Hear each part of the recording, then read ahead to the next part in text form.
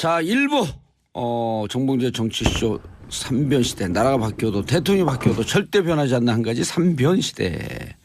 자, 법조 지식보다 정치 지식이 더 많을 것 같은 변호사 3분 모셨습니다. 양지열 변호사님. 네, 안녕하세요. 예, 괜히 엄하게 다른 방송 나갔고 기출 문제 틀리고. 저도 봤습니다. 아니, 저 방송 전에 나눴던 사적인 내용은 공개를 안 하시는 게 정보입니다. 정보입니까? 예. 가뜩이나 지금 소개하실 때 법조 지식보다 정치 지식이 많다 그러면 의뢰인들이 어떻게 생각하시겠어요? 예, 그럼 더 의뢰를 많이 합니다. 아, 왜요? 정치권의 줄이는 아, 정치권. 재판할 때 정치권의 줄이 왜냐하면 계속 출마하는 무소속 출마하는 변호사들이 네. 수임료가 올라가요. 아, 근데 그렇게 안 하자고 새 정부 출범했고 예. 그게 이른바 이렇게 법조 비리인데. 예, 양지열 변호사가 대통령이에요? 아니, 그거 아니지. 이제 그런 거 안 해야죠. 예, 김태현 변호사님 자리하셨습니다. 그런 거 해이죠. 뭐요? 예, 일단 해이죠. 뭔지 모르지만 일단 해야죠. 안 하고 후회하는 것보다 하고 후회하는 게 좋아요. 일단 해야죠. 뭔지 모르겠는데. 적폐가 여기 있었네. 열심히 하세요. 무조건 해야 돼. 예, 손정혜 변호사님 자리하셨습니다. 안녕하세요. 처음 출연했는데요. 예. 뭐 즐겁네요. 예, 제가 원래 소개하기 전에 끼어들면 한번 그냥 까고 가는데 그래도 아, 그래요? 알흠다운 여성 변호사이기 때문에 처음 출연하셨고. 아, 이런 또 여성 특별 대우 아니, 그게 아니라 방송 처음 영원히 네 이거 앞으로 영원히 자정했습니다. 뭐 이거 지금 영원히 운동권이에요? 정봉주의 정치쇼는 계속되리라 하고 있습니다. 자, 보이는 라디오이기 때문에 다시 한번 이제 우리 청취자분들께 여기서는 시청자예요. 보일 때는. 자, 양지열 변호사님 손 한번 흔들어 주시고. 예, 안녕하세요. 거기가 아니라 모니터 보고 흔들면 어떡해요. 카메라. 여기. 촌스럽게. 아, 이제 솔직하게. 자, 김태현 변호사님. 안녕하세요. 예, 손 한번 흔들어 주고. 안녕하세요. 예. 자, 손정혜 변호사님. 네, 안녕하세요. 손. 네. 대통령 당선된 것처럼. 예, 알겠습니다. 자, 문재인 대통령 임기 첫날이었어요. 총리, 국정원장, 비서실장 지금 뭐 줄줄이 하고 있죠. 네. 이제 민정수석, 인사수석, 춘추관장. 오늘 아침에 조금 전에 바로 다 발표했죠. 수석 예. 비서관들까지. 굉장히 속도를 빨리 내시네요. 생각했던 것보다도. 좀 뭐 인선 과정이나 이런 데서 야권도 생각이 복잡할 테니까 동의하는데 어려울 것 같아서 조금 시간을 들이지 않을까 싶었는데 오히려 좀 허를 찌르는 그런 느낌? 그래요? 아마 야권에서도 좀 그런 느낌이 들지 않을까 싶어요. 한 10일 전에 거의 다 됐었는데. 그러니까 우리끼리 하는 거 그쪽에서 구상한 거 말고 이렇게 급속도로 직접적으로 치고 나오리라고는 아마 생각을 못했을 거고 그전에 어제 가장 먼저 취임식하고 나서 야당을 찾으셨잖아요. 예. 대통령께서 직접. 그런 부분이 국민들이 봤었을 때는 협치의 바탕을 깔아놓은 상황에서 이제 새 내각을 꾸렸기 때문에 어떻게 보면 야권에서도 협조적으로 나올 수밖에 없는 분위기는 만들어졌지 않나 싶습니다.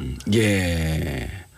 자, 우리 전문가 변호사분들 모시고 함께 말씀 나누지만 민주적인 방송, 소통하는 방송 샵 1035 단문 50원 장문 100원 문자 보내주시기 바라겠습니다. 여러분들의 문자는 패널들도 춤추게 한다. 하루 더 문자를 보내지 않으면 손에 가시가 돋친다. 어제 공개방송 하면서 제가 손에까지 하면 오신 방청객들이 가시가 돋친다. 하루라도 흐름흐름하다. 정치쇼를 듣지 않으면 귀에 가시가 돋친다. 가시가 돋치는 방송입니다. 이명무님, 이분 단골이에요. 계속 그 문자 보내줘요. 내각 인사 관련 대변인이 발표할 줄 알았는데 대통령이 직접 하는 게 신선하면서 좋더라고요. 자, 오늘 발표했죠. 민정수석의 조국 서울대 교수, 홍보수석 윤영찬. 자, 익숙한 이름이죠. 참여정부 때 청와대 관계했었던 인사수석 조현옥. 이분도 청와대 있었죠. 있었죠. 예. 그다음 춘추관장 권혁기. 자, 임종석 비서실장이 발표했습니다. 자, 어제 발표는 국무총리 이낙연 10일 전에 미리 언지를 받았다고 준비하고 있으라고. 진영 의원도 얘기가 좀 나왔었잖아요. 예. 비서실장 임종석, 국정원장 서훈. 제가 아는 형님이 국정원장 2012년에 들어갈 뻔했었는데 어제 전화했더니 뭐라는 줄 아세요? 섭섭하다. 진짜 섭섭해요. 그런 얘기 안 하시는 분인데. 2012년에 들어갈 뻔하셨다고요? 박근혜 정부. 예, 누군지 찍을 아니요. 네. 2012년에 문재인 대통령이 됐으면 당선되셨으면. 예, 그때 거의 뭐 내정이 됐었을 때죠.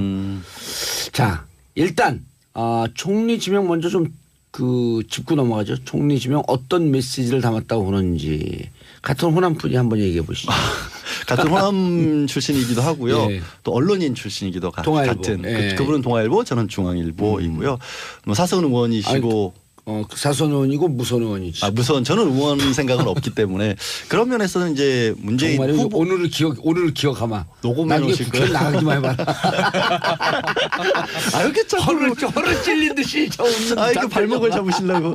하여튼 그런 부분에 있어서 예. 뭐 계속 강조해오셨던 통합, 화합 이런 부분들. 뭐 호남 총리, 그러니까 최소한 비영남 총리란 말씀 많이 해오셨고요.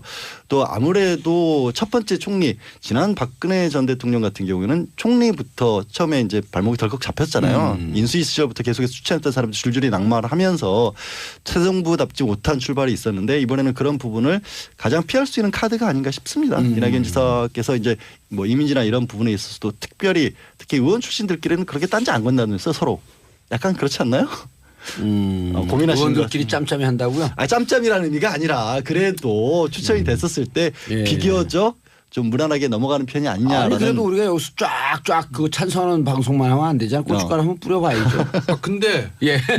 저는 좋은 카드 뽑았다고 봐요. 왜요?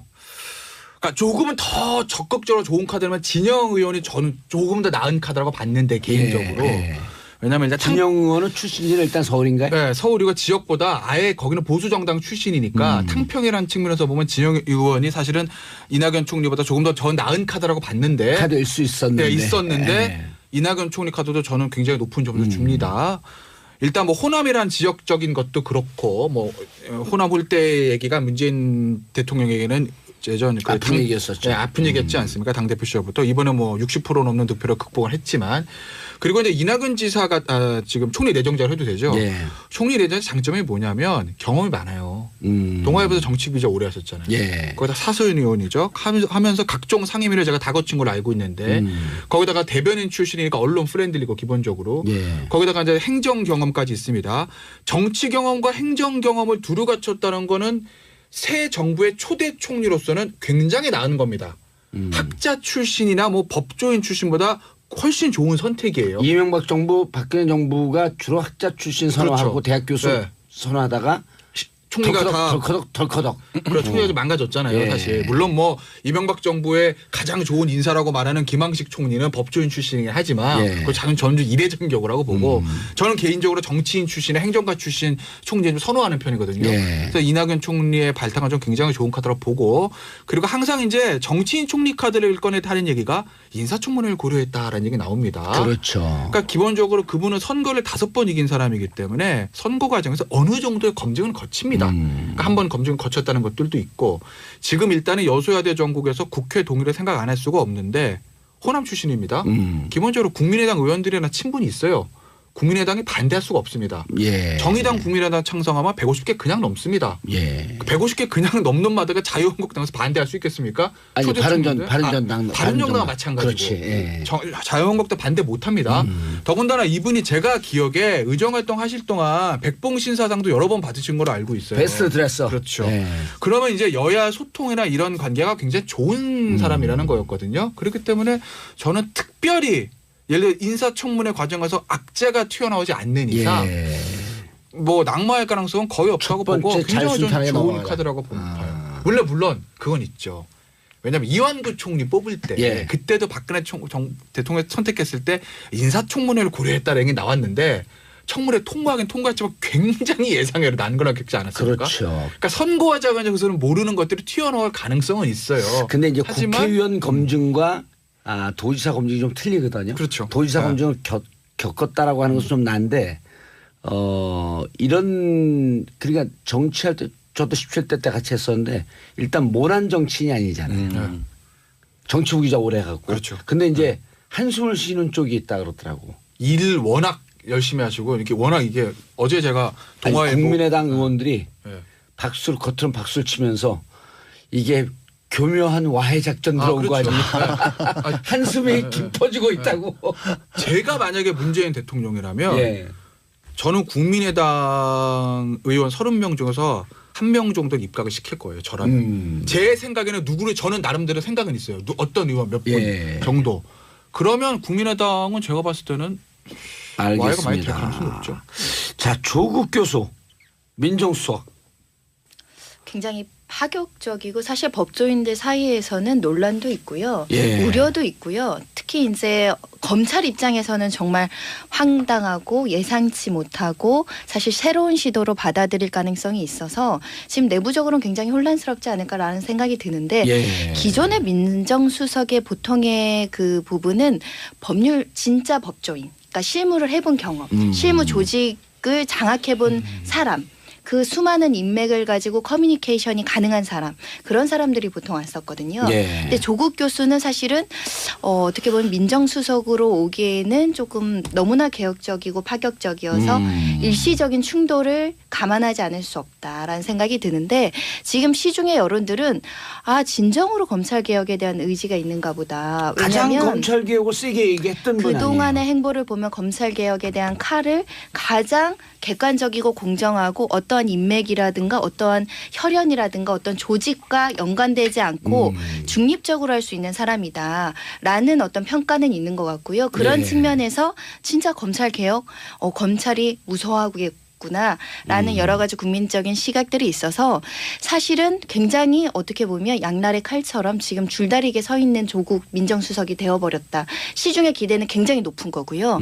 법조인들은 조직을 잘 모르면서 와서 어떻게 이것들을 완수해 나갈까라는 우려도 좀 있고요. 예. 실무와 어떤 이상이 충돌하는 지점을 잘 조화롭게 해야 된다라는 생각이 듭니다. 알겠습니다. 샵 1035로 청취자분들 함께 참여해 주시기 바라겠습니다. 문자 폭탄 부탁해요.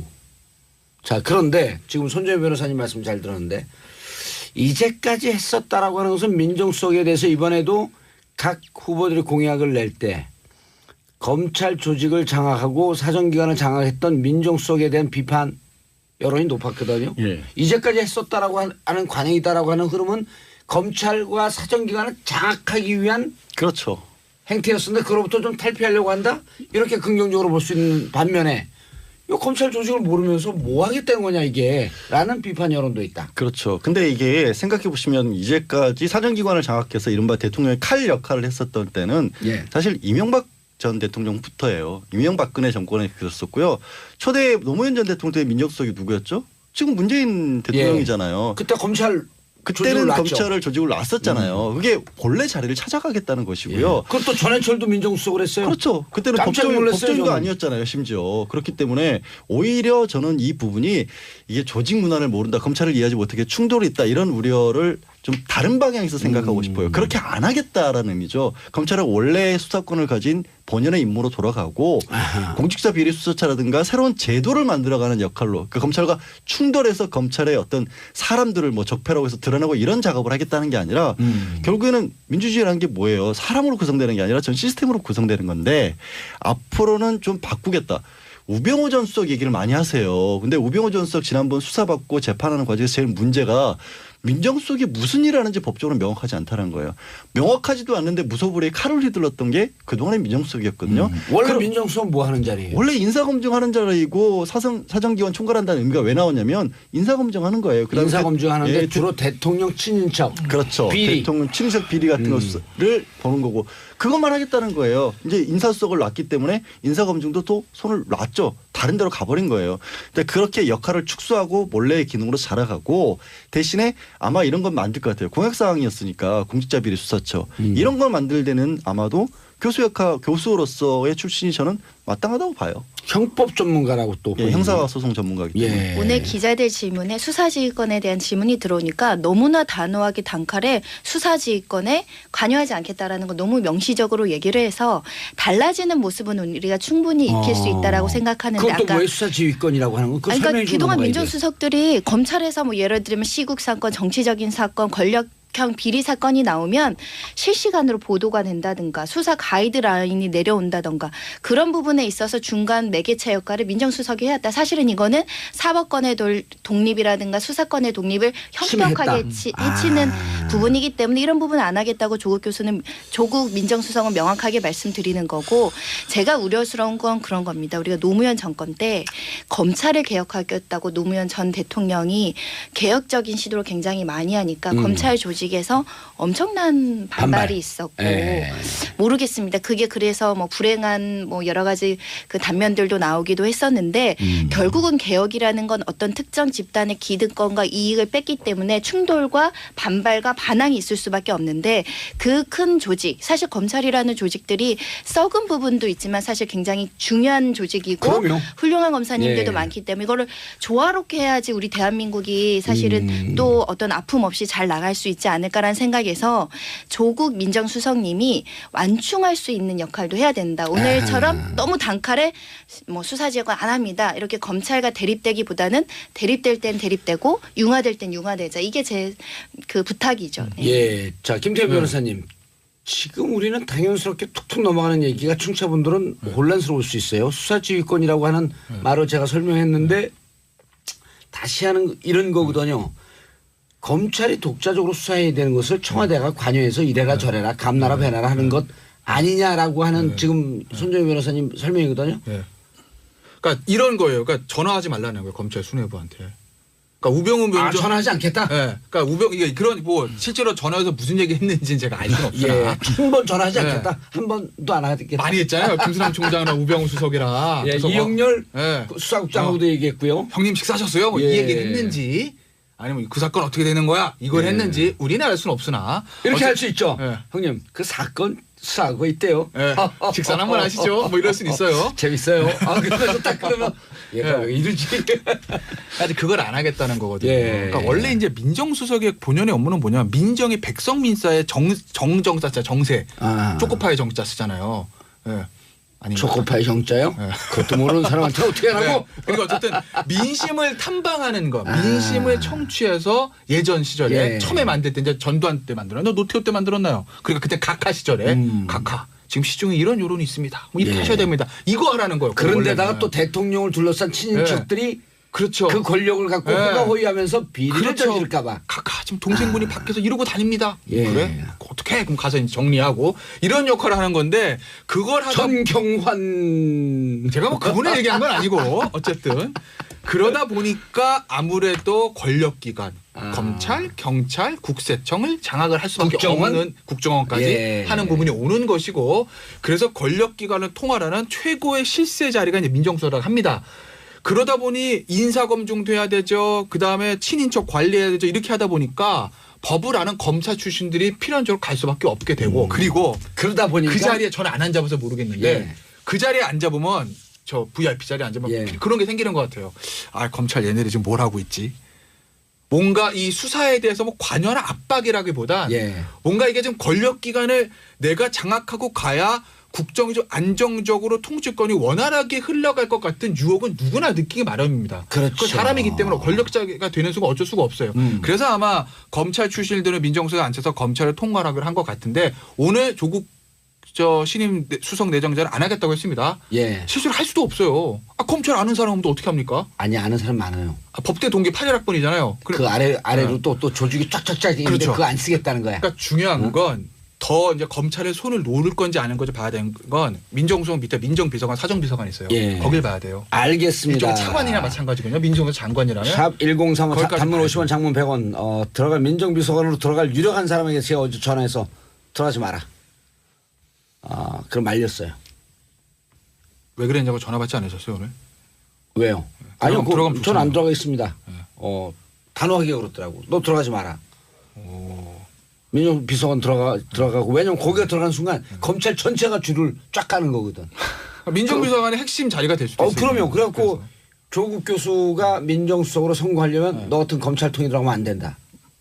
바로 전화 받을 것 같아갖고 내가 가지 말라 근데 그랬죠. 이제 이걸 오히려. 예. 근데 잠깐만요. 우리 청취자분들 얘기 들어야죠. 네. 이런 표현이 있나? 자, 8192님 이번 내가 얼굴 패권 짱이에요. 여성분들 이거 지금 그 말이 막 돌고 있다라서 걱정해요. 네티즌들이 지금 이번 인사 비주얼 내각이다. 문재인, 조국, 임종석. 자괴감이 듭니다. 아, 우리 이거 비주얼 방송인데.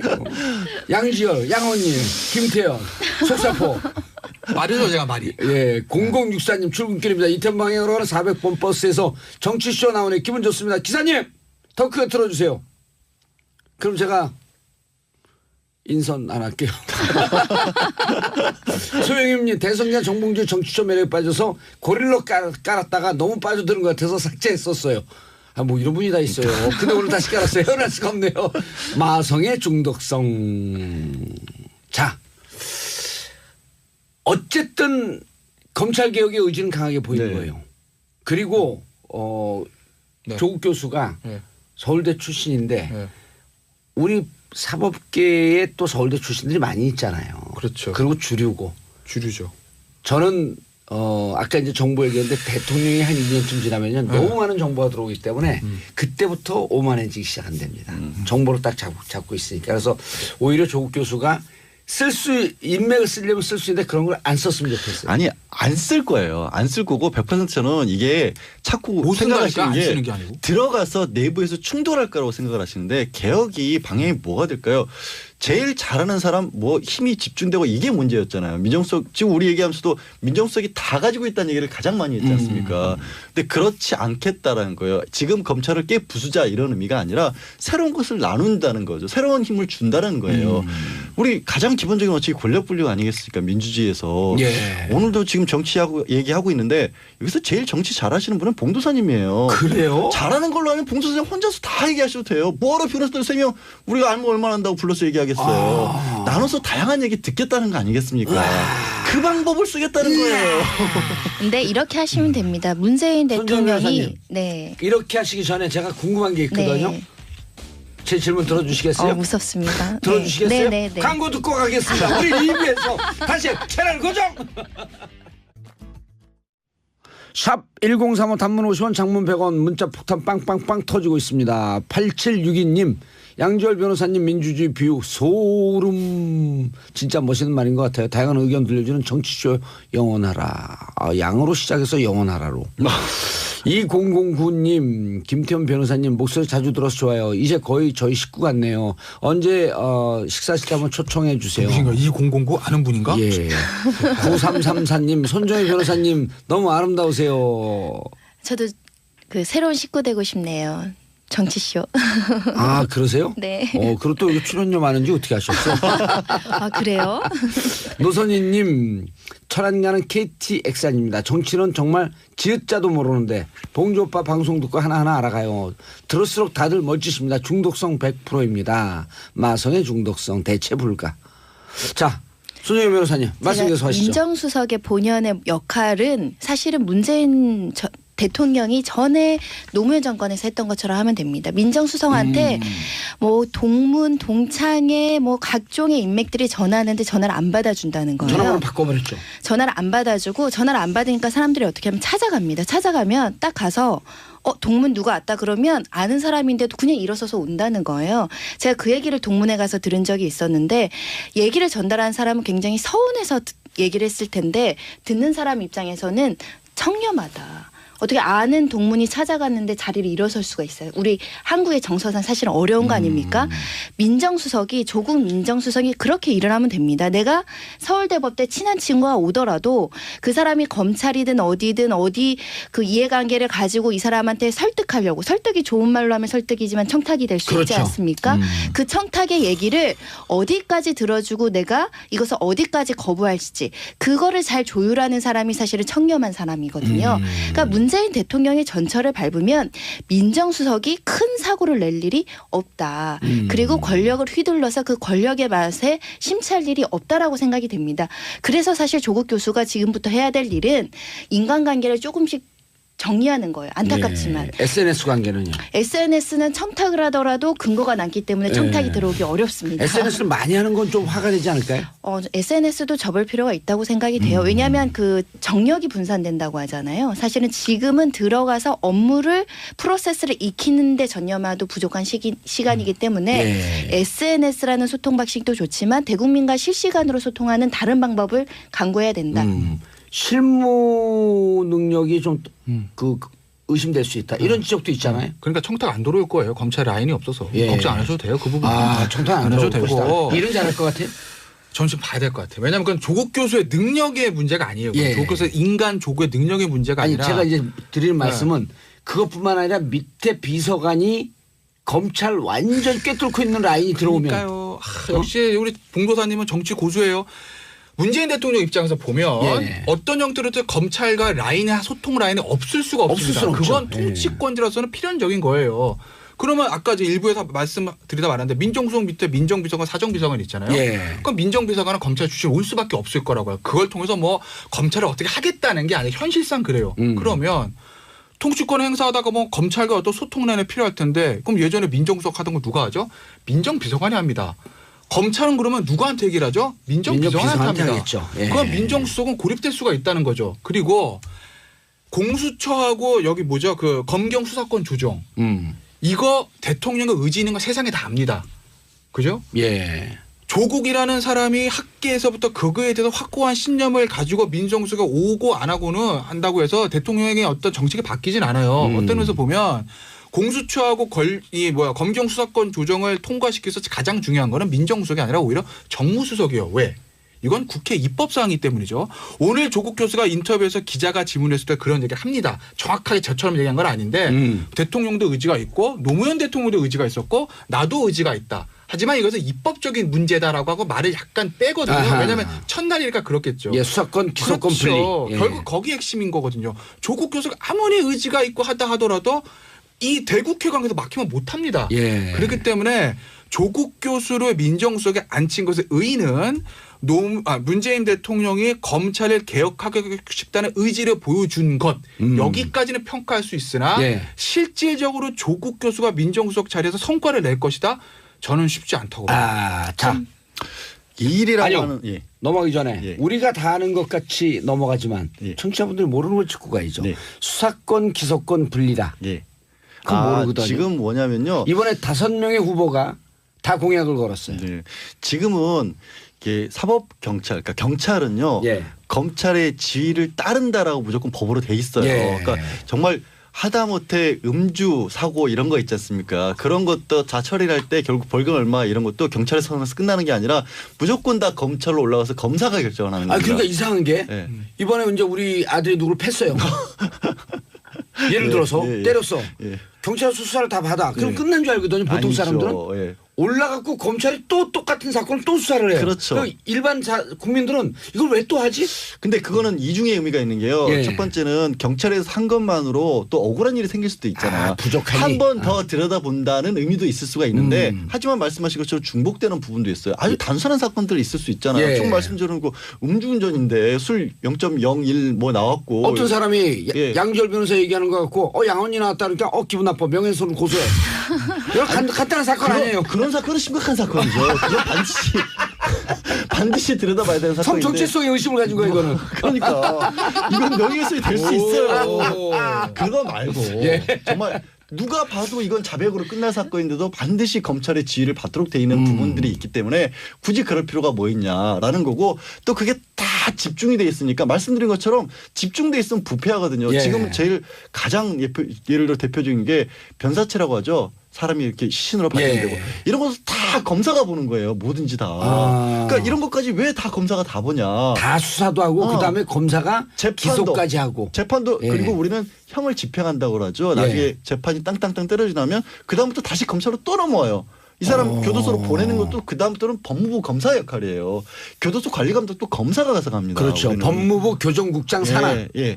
다 1에서부터 마지막까지 다 검찰에 쥐고 있으니까 그런 걸 좀 나눠놓자. 수사도 뭐 단순한 사건들은 경찰에서 끝내는 것도 끝내고. 있고 기소하는 부분도 일정 부분은 검찰에 한다 안 한다 다 결정하는데 안 한다는 사건들 중에서도 이건 사실 보면 중요한 사건이기 때문에 반드시 해야 된다. 이거는 예를 들어서 이제 대배심이라고 하죠. 영미법에서는 국민들이 그것도 또 기소하는 경우도 있어요. 예. 이렇게 여러 가지 방법을 갖자는 거예요. 그래서 수사권 기소권을 김태현 변호사님 네. 분리를 하기 위해서는 법을 개정해야 된다. 그렇죠. 지금 그러니까 뭐 국회 사안으로 헌법에. 넘어가는 거죠. 네, 그렇게 되면. 국회에서 공수처도 새로 입법 사항이니까 그렇죠. 공수처에 관련된 법들도 나와 있는데 각 당의 입법이 조금씩 틀려요. 다 틀려요. 왜냐면 그것도 예. 권력이거든요. 음흠. 왜냐면 공수처장 누가 임명해야 되잖아요. 예. 그리고 결국 검찰이 대통령이 통화를 쓰는 게 인사권 때문에 그렇거든요. 그럼 공수처 하게 되면 인사권 누가 가지는 거죠? 국회가 가지는 거라고요. 그것도 새로운 권력입니다.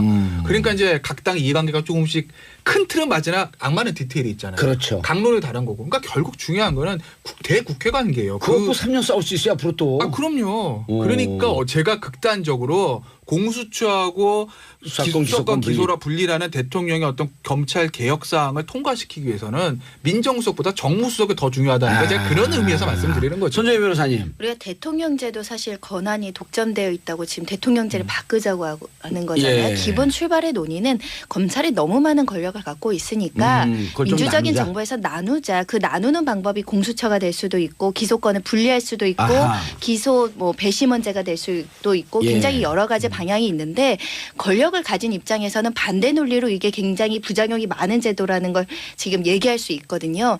이거는 결국 국민들한테의 합의 과정이 필요한 겁니다. 국민들이 들어보고 어느 게 옳을 방향인지를 한번 생각해 볼 필요가 있는데 제 기본적인 생각은 기소권을 분리하는 것은 기소권을 경찰에서 만약에 갖는다고 한다면 공소유지라고 해서 형사재판까지 어떻게 해야 될지 그 부분을 해결해야 된다는 부분이 조금 난점일 수 기소권은 있는데 검찰이 갖고 있고 수사권만 경찰에 띄워주겠다 이런 그러니까 지금 뜻 나오는 아닌가요? 건 기소도 경찰에서 어. 라는 안도 있기 때문에 예. 그럼 형사재판을 유지해서 무죄가 나오면 수사한 경찰이 책임을 질 수 있느냐 공소유지는 검사가 여전히 한다면 그런 여러 가지 디테일의 문제는 있을 수 있다.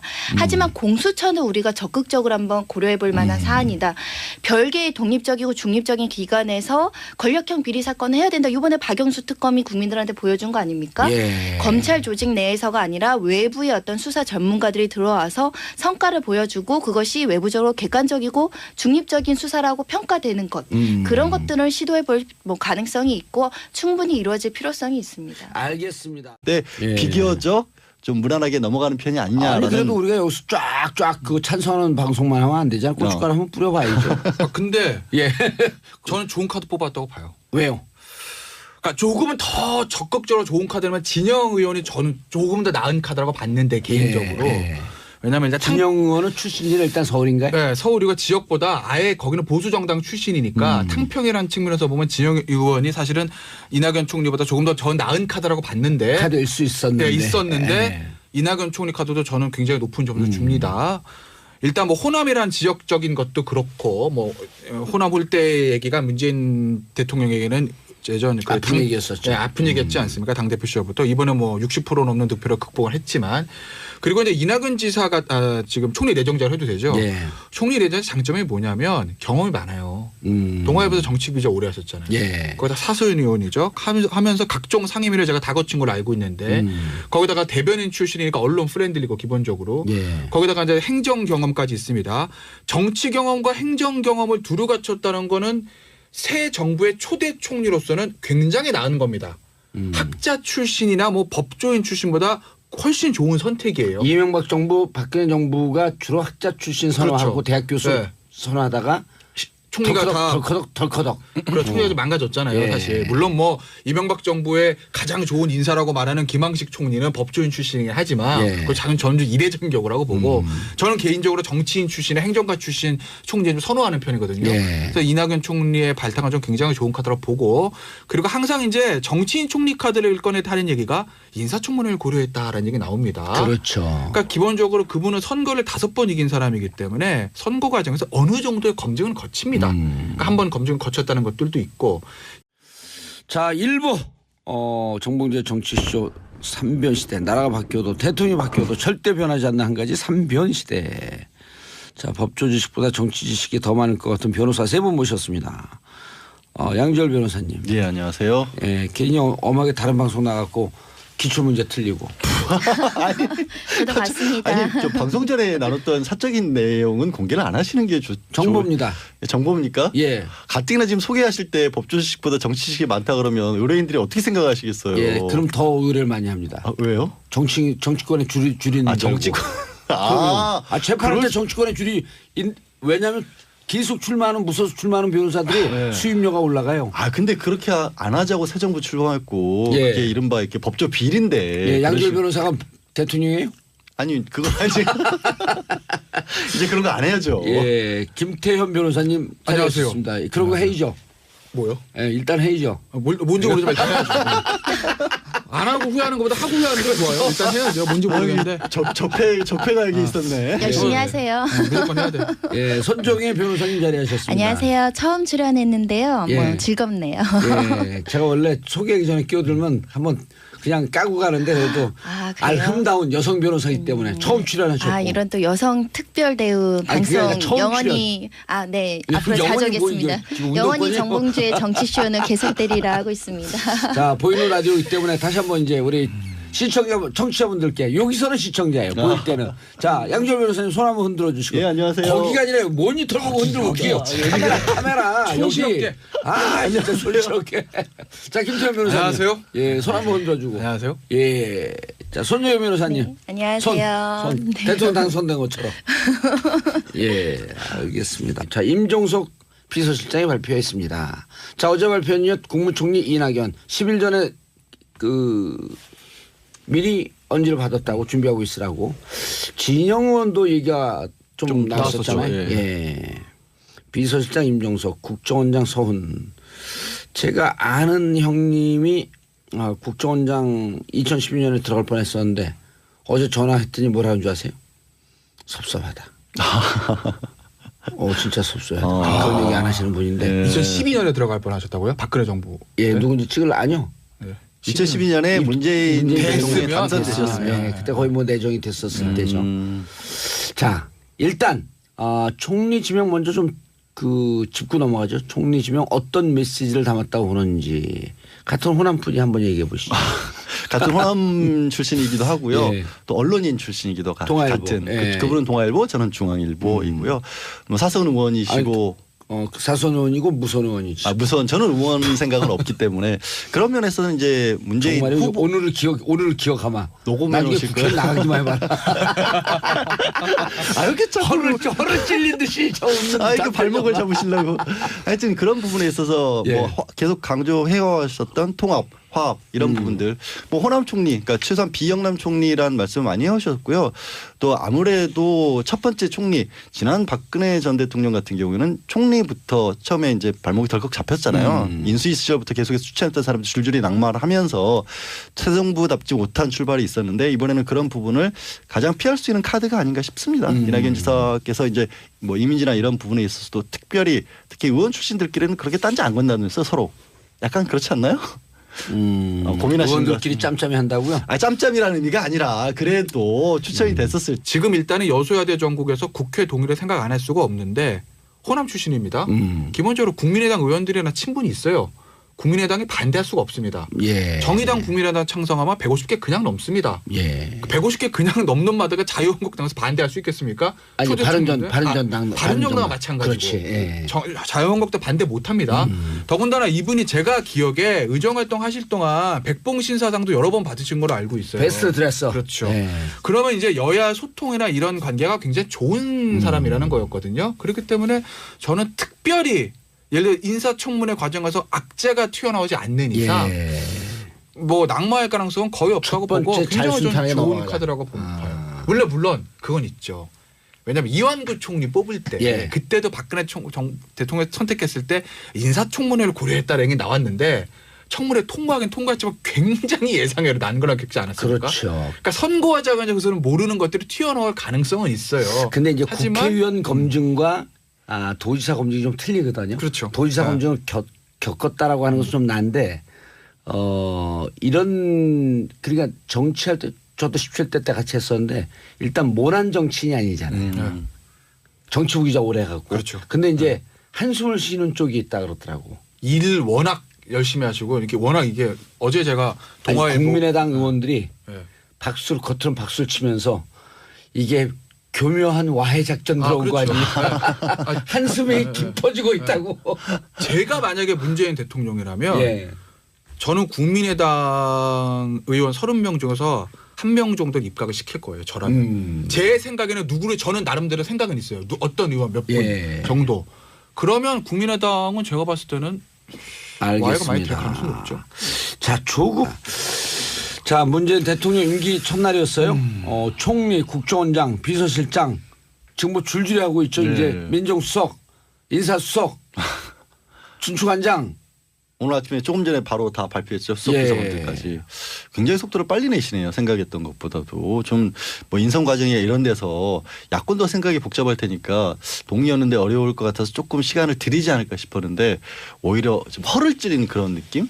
그래요? 아마 야권에서도 좀 그런 느낌이 들지 않을까 싶어요.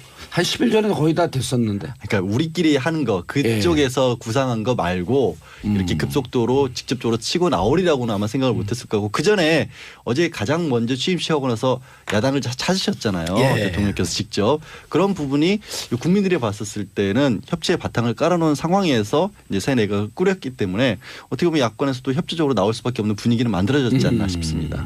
예. 자, 우리 전문가 변호사분들 모시고 함께 말씀 나누지만 민주적인 방송, 소통하는 방송 샵 1035 단문 50원 장문 100원 문자 보내주시기 바라겠습니다. 여러분들의 문자는 패널들도 춤추게 한다. 하루 더 문자를 보내지 않으면 손에 가시가 돋친다.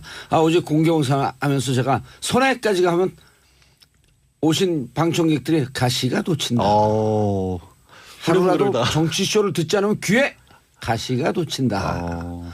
가시가 돋치는 방송입니다. 이명무님, 이분 단골이에요. 계속 그 문자 보내줘요.